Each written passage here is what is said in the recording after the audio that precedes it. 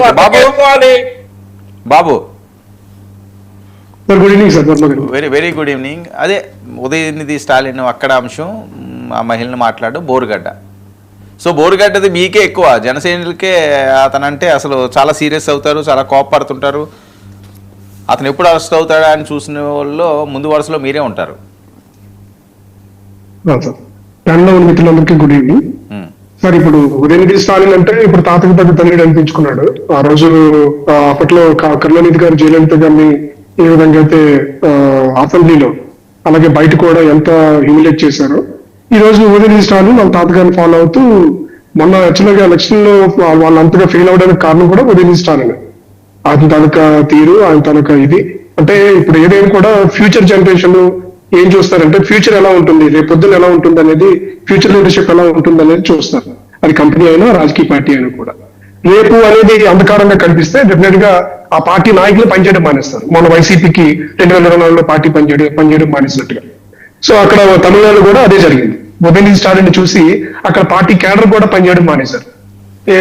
ఈయంతో మనకు పని అవ్వదు, నెక్స్ట్ స్టాలిన్ తర్వాత ఉదయనిధి స్టాలిన్ నాయకుడు కాబట్టి ఇంకా బై డిఫాల్ట్ అతనే మనకి కాబోయే ముఖ్యమంత్రి క్యాండిడేట్ కాబట్టి మన భవిష్యత్తు అంధకారం అవుతుందని చెప్పి ఆ పార్టీ నాయకులు పనిచేయడం మానేశారు. సేమ్ 2024లో వైసీపీ నాయకులు కూడా పనిచేయడం మానేశారు. జగన్మోహన్ రెడ్డి నాయకత్వాన్ని చూసి, ఆయన తన పరిపాలన చూసి. ఇక ఈ మన చిన్నపరెడ్డి గారు ఇందాక మాట్లాడుతూ చాలా చక్కగా మాట్లాడారు. ఆయన మాట్లాడుతుంటే చాలా వినసొంపుగా ఉంది.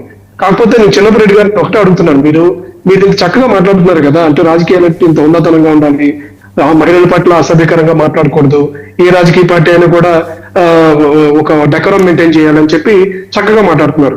కానీ మీ జగన్మోహన్ రెడ్డి గారు, మీ అధినేత ఏ ఒక్క రోజైనా ఒక పార్టీ పరంగా అఫీషియల్ గా ఒక ప్రకటన కానీ, లేకపోతే ఒక మీడియా బయట కానీ, లేకపోతే మీ కార్యకర్తల మీటింగ్ లోనో, మీ నాయకుల మీటింగ్ లోనో ఈ విధంగా మాట్లాడాలి, మనం హుందాతనం మెయింటైన్ చేయాలి, మహిళల పట్ల అసభ్యంగా మాట్లాడకూడదు, ఒక పార్టీ కార్యక్రమాలు అలాగే విధాన పరంగానే మన ప్రతిపక్ష నాయకులను కానీ లేకపోతే వేరే పార్టీ నాయకులను కానీ మనం విమర్శించాలి అని చెప్పి ఏ రోజైనా మాట్లాడారండి?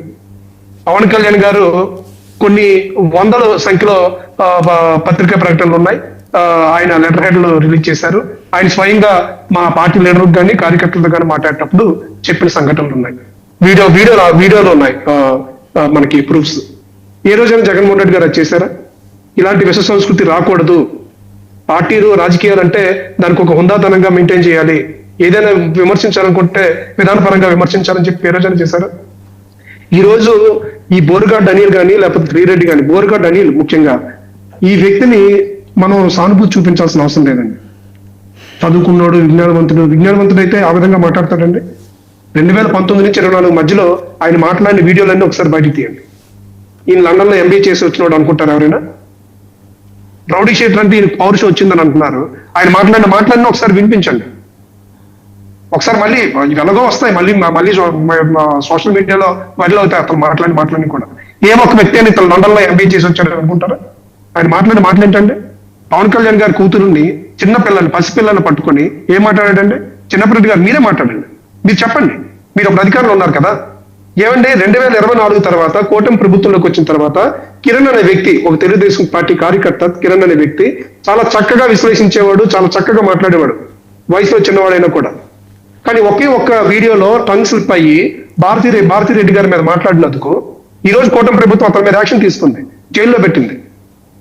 ఏ ఒక్క రోజైనా వైసీపీ ప్రభుత్వంలో ఉన్నప్పుడు బోరుగడ్డ అనిల్ కానీ, శ్రీరెడ్డిని కానీ, లేకపోతే మరే ఒక వ్యక్తినైనా అసెంబ్లీ సాక్షిగా వంశీ మాట్లాడినది, అలాగే కొడాలి నాని మాట్లాడినవి మీరు పట్టించుకోకుండా ఆహాహా అని చెప్పి నవ్విన రోజులు మీవి.